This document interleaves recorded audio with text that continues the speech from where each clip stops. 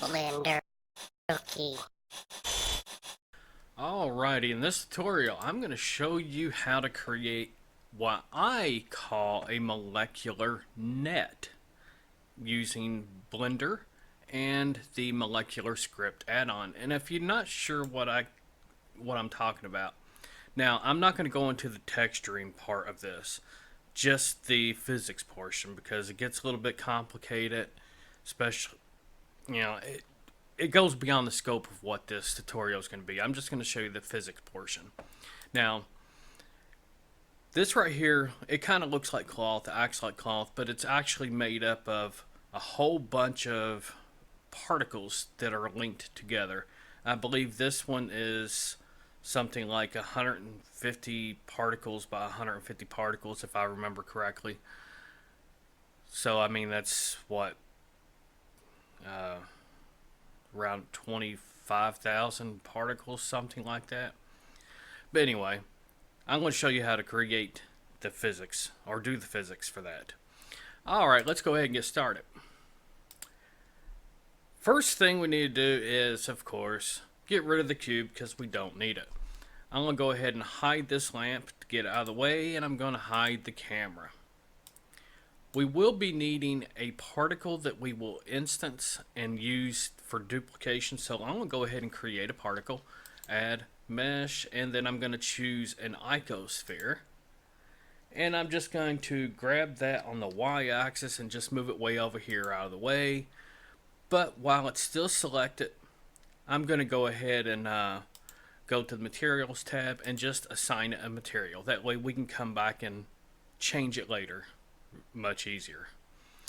Alright, now we need to create the actual particles and have them linked together. I do need to reiterate something before I go any further. If you don't have the molecular script add-on, because you will have to have the molecular script add-on for Blender 2.8 installed on your Blender into Blender. The link to where you can download it will be in the description of this video. Alright, now let's create the molecular net. So we need to create an emitter the shape of a piece of cloth or a net. So I'm going to choose add, mesh, and then plane. Now this is basically 2 meters by 2 meters. Which is fine. We're going to keep it at that. Alright. Now I'm going to press 7 to go on top side view. Press 5 to make sure I'm in orthographic view. I'm just going to zoom in a little bit. Now, with the plane selected, come over here to the Particles tab. Click the plus symbol. And we want all of our particles to be generated in frame 1. And we want our particles to have, I'm just going to give it a high lifetime. That way, don't have to worry about any of the particles disappearing. As long as your lifetime is higher than the number of frames that your simulation is going to be, you're fine. You're golden. Alright. Under source, we want it to be on faces. We want to change it from jittered to grid because we want it to be completely organized and evenly spread out. Alright, I'm going to go ahead and press Z, the letter Z, and then put it in wireframe. That way we can see easier. And I'm going to change this number to 50. And as we can see, of course, they are overlapping. So come down here to the viewport display, change this to circle, and then adjust the size until they're bumped up against each other but not overlapping. 0.025, I'm just kind of guessing until I get to the right amount, and it will help if you zoom in. And this is the part that's overlapping. It's overlapping here and here. So we need to have this edge bumped right up against this edge. 0.02. Perfect. All right. Now we need to take this number 0.02 and go up here to the render tab, change it from halo to object, set it to 0.02, the same number we have down here,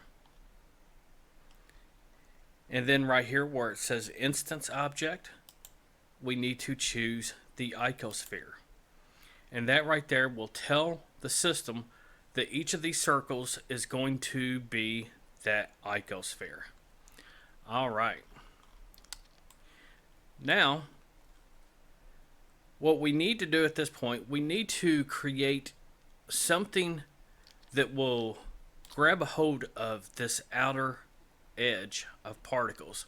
That way the net can hang from that outer edge. So what I'm going to do, I'm going to click Add, Mesh, and then I'm going to choose Plane. And then I'm going to press S for scale, and then 1.1, enter. And then Control A to bring up this dialog box and press scale. Okay. Now press Tab to go into edit mode.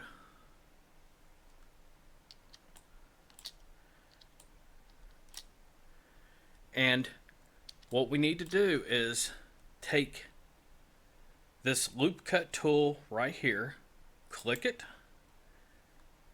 and then if we bring the mouse up to the edge right here, we can see a loop cut. Left click and then drag it to about right there. And what we're actually doing, we're dragging it until it's about in between each particle, or each of the end particles. So we want to go ahead and do that right here also.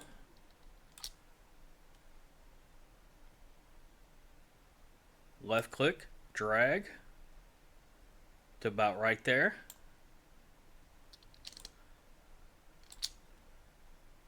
Left click, drag to about right there.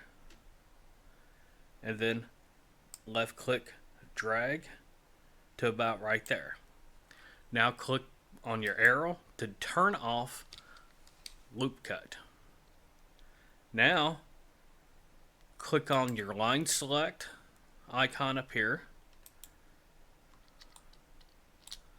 and we want to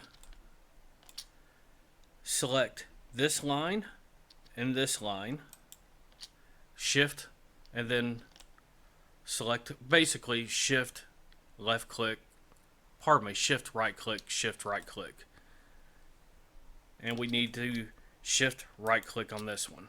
Now your Blender 2.8, it may be set up so that you left click to select. I have mine set up so it's right click to select, so it's however yours is set up.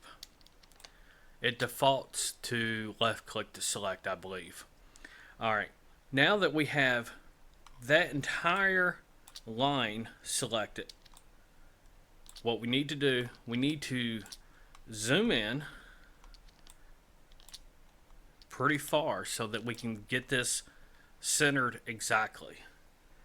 And then press G and then X, and then just drag this right to the center. See what I mean? Now we need to do the same thing right here. Right click to select, shift right click, shift right click. Zoom in.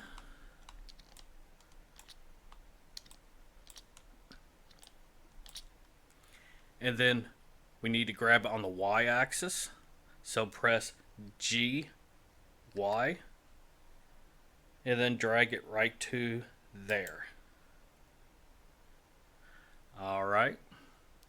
Now, let's go over to the right side. Do the same thing. Right click, shift right click, shift right click.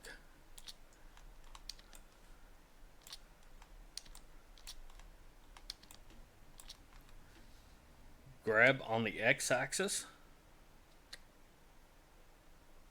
drag it to the center, left click to drop.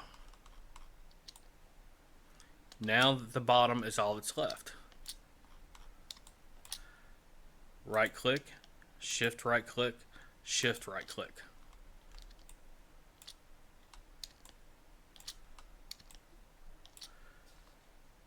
Grab on the y-axis, G for grab, and then Y for the y-axis, and then just left click to drop whenever you get it to where you need it to be, right in the middle. Alright, now press Z to go in the solid view,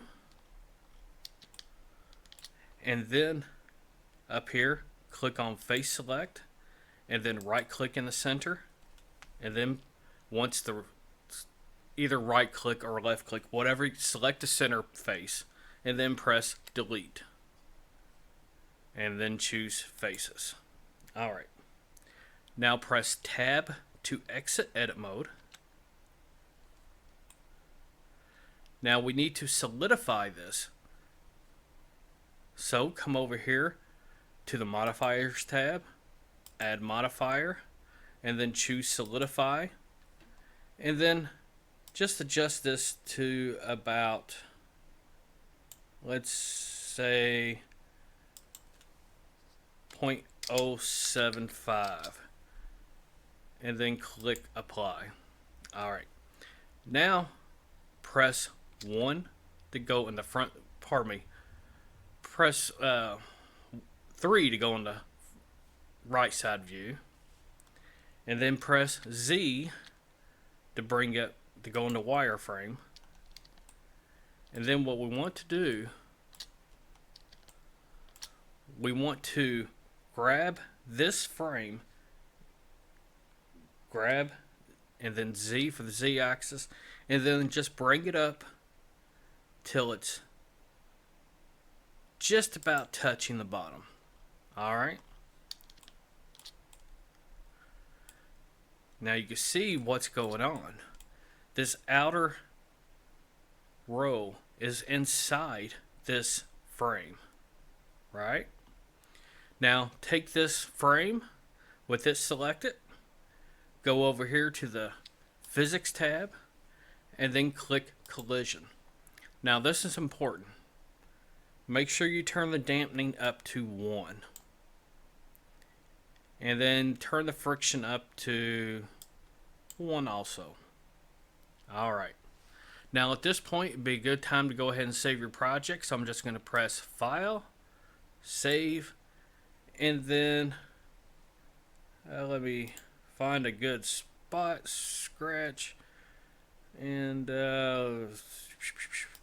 project tutorial, and I'm just going to overwrite this file since I don't need it no more. It's an old tutorial file, and then click Save. But name it whatever you want, obviously. Alright, now we need to go back to our emitter. With that in mind, I'm going to go ahead and rename this to emitter.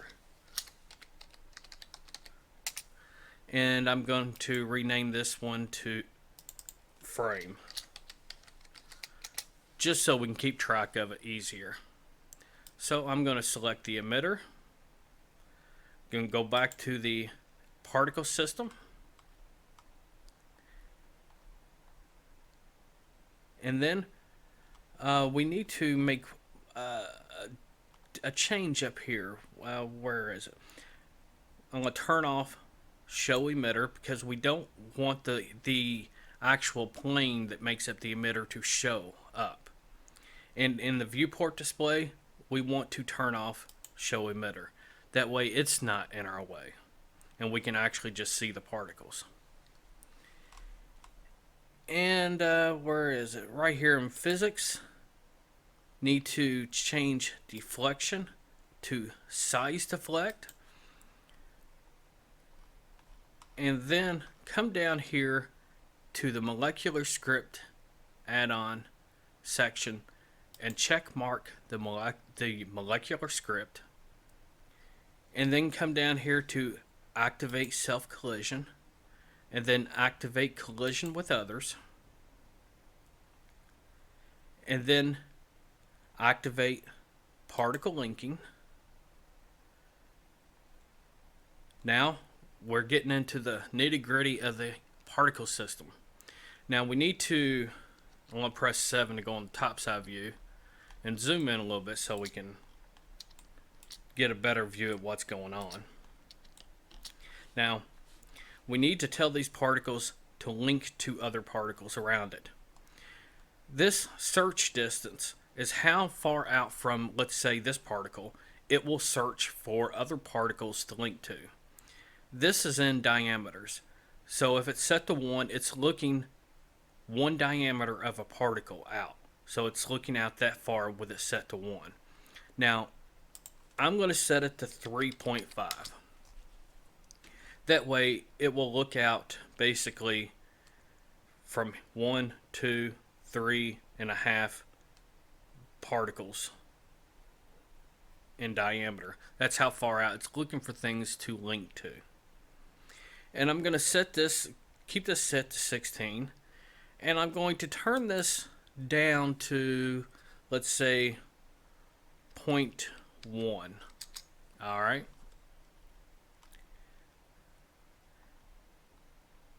And then this right here is the most annoying part of it. Now I'm going to show you what happens if right now I'm going to go ahead and press save before I click simulate. Now if I start the simulation with it set as is, the particles will just break apart. They're too fragile. The links are too fragile. See how they just kind of fall apart? But you can tell that they're trying to work. Alright. And the reason why they're so fragile is because there's not enough sub-steps. Let's go ahead and turn this up to, let's say, 20.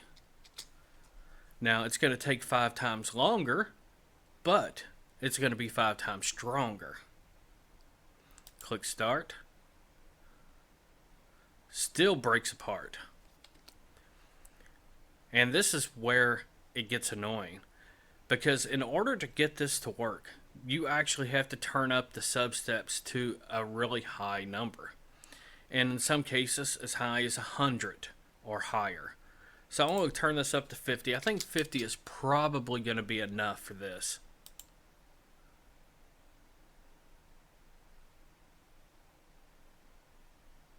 Yeah. That's pretty much right. Now, it will break still fairly easy at 50. So if I want to drop something on it, it's probably going to break it fairly easy. So I'm going to press escape to stop that. I'm going to drag this up just a little bit. And I'm going to, I'm going to just turn this, set this to, let's say, 150. Alright, now let's drop some particles on top of this. So I'm going to press add, mesh, and then a plane. And then I'm going to press G for grab, Z for the Z axis, and then just drag it up here. And then I'm going to press S for scale, and then 0.1, enter, and that will be a emitter that drops balls onto this net. Press Ctrl A to apply the scale. Alright. Now, let's go ahead and I want to go ahead and select this emitter, not emitter, this icosphere. Press Shift D and then X and just move it right next to it. And then this one, we're going to separate the materials. That way we can have this one material and the icosphere that's for the net, another material. I hope that makes sense. Alright, now I'm going to go ahead and make this one a metallic. And that, yeah, just pretty much leave it like that. That way it'd be a chrome ball. Well, I'm going to turn down the roughness a little bit. 0.1. That way it looks more like a chrome ball. Alright, now let's zoom back in so we can see what's going on.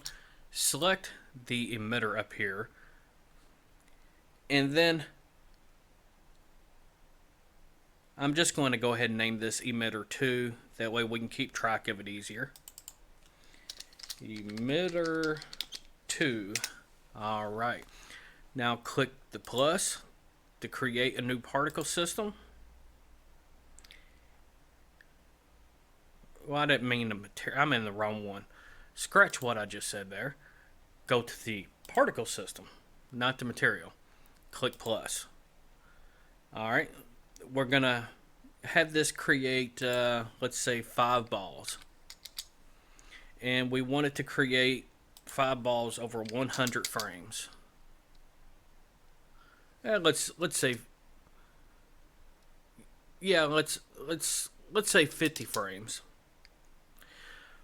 But we want it to start at 25 frames in, 25 frames in, 75, and then 25. That way it starts creating the 5 balls at frame 25 and then finishes at 75. Alright. And then we're going to set the lifetime again to a high number. That way we don't have to worry about the particles disappearing on us. And we need to click cache. Disk cache. That reminds me, need to go back over to the net emitter and choose disk cache. Go back to the other one. And in the physics, we need to go ahead and turn on size deflect. In the render, change it to object. And then choose the other icosphere. In the viewport display, we want to go ahead and use rendered on this. That way we can get a better idea of what it actually looks like. There's going to be only 5 particles created by this one, so it's not going to slow down your system to see it as rendered. Alright, come down here to the molecular script. Activate self-collision, activate collision with others.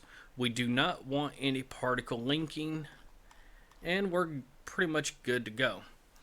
Alright, now go ahead and press File, save one more time, and then press Start.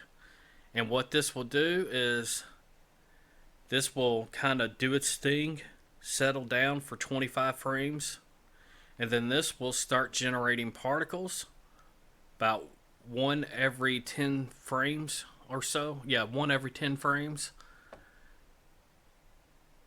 1 every 10 actual frames. Oh, it's going that direction. We don't want it to go that direction. But it doesn't really matter.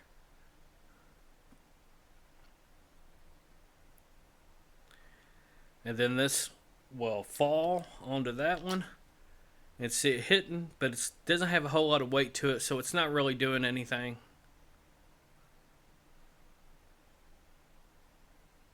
Let's add some weight to those particles. So we're on emitter 2. Calculate weight by density. I'm just gonna leave it at that weight first off, and then adjust it later if we need to. I'm gonna go ahead and make it bigger also. Let me make it twice the size. 0.1. Enter. Alright, now I want to get rid of that so it's not shooting up a little bit initially. And under velocity, change the normal to 0, and that will do it. Alright, now let's go ahead and click Start Molecular Simulation.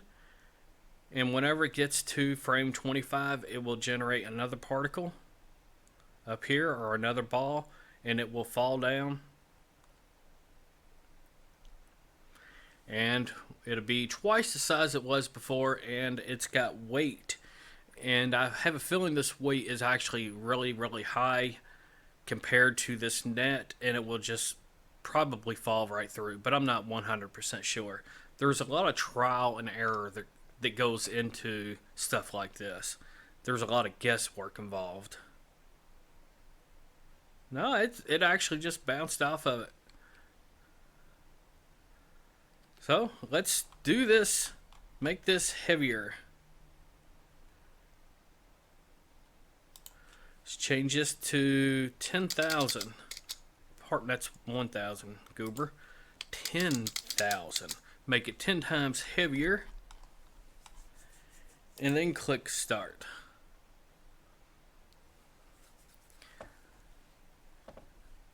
Now, I'm only using 50 particles, a 50 particle grid. If you was to max this out at 250 particles, it's going to take significantly longer. I mean, it will take as long as 30 minutes to calculate 150 frames. But I'm only doing this at it's not, yeah, it changed a little bit, but not much. Apparently that's really, really solid. So let's change this again, but this time I'm going to make it 250,000. So it's 25 times heavier, and we'll see what that does. Once again, hurry up and wait.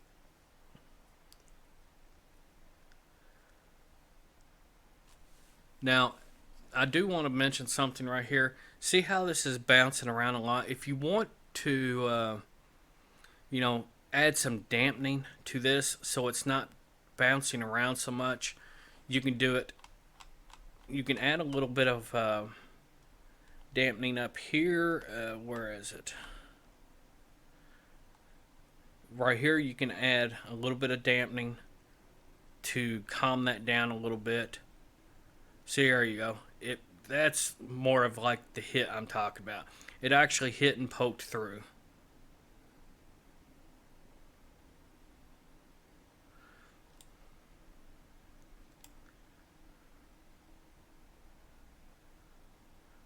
But like I said, if you want to calm this down just a little bit, you can. Just add a little bit of dampening right here.